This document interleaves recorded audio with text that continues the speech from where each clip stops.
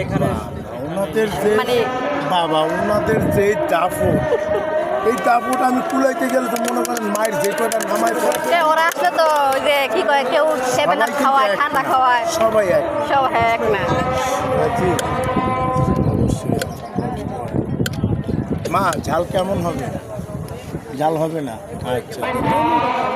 তারপর দিই প্রায় সময় ওই যে বাসি আপনার হ্যাঁ এই যে আমার বাসি বাসিটা এই যে আমার বাসি আমি এখানে কি আসলে আপু মূলত এখানে আমি ব্যবসা করি কর্ম করি ঠিক আছে হ্যাঁ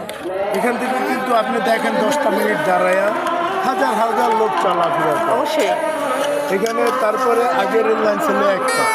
এখন হচ্ছে 2টা ইনশাআল্লাহ হায়াতে বাঁচায় রাখলে আগামীতে কিছুদিন হয়তো 6 মাস 1 বছরের ভিতরে আরও একটা রানিং হয়ে যাবে তো তখন মানুষের ভিতরে কিন্তু একটা অলরেডি রিস্ক দিতে যাবে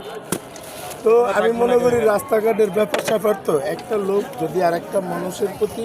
টেক কেয়ার করে আশা করি যে উনি কোনো বিপদে পড়বেন করবেন অবশ্যই হ্যাঁ হ্যাঁ তো এখানে আমি আসলে আমার দোকানের বয়স প্রায় 4 বছর হবে আচ্ছা আর বেশি হইতে পারে এর আগে আমি জব করছি তো আমি এখানে এই ব্যবসা নেওয়ার পরে থেকে আমি এই বাসিটা ব্যবহার করি আসলে খুব ভালো লাগছে কিন্তু আমার কথাটা শুনে ভালো লাগছে যে বাসিটা সাথে থাকে আমি এইখানে আমি ওইখানে দিচ্ছি তো আমি এখানে যেদিন ব্যবসাটা চালু করছি আমি আসলে কিভাবে জানি আল্লাহ পাক আমার ভিতরে একটা আবেগের থেকে একটা বাড়ি দিলাম একটা বাসি নিয়ে দিলাম না আসলে এটা খুবই উপকারী ভালো এরপরে এই যে ময়লার জন্য আমি যতটুকু পারি অতটুকু টেক কেয়ার করি যে এই যে আমার সামনে ঝুড়ি আছে আচ্ছা আচ্ছা আমার পিছনে ঝুড়ি আছে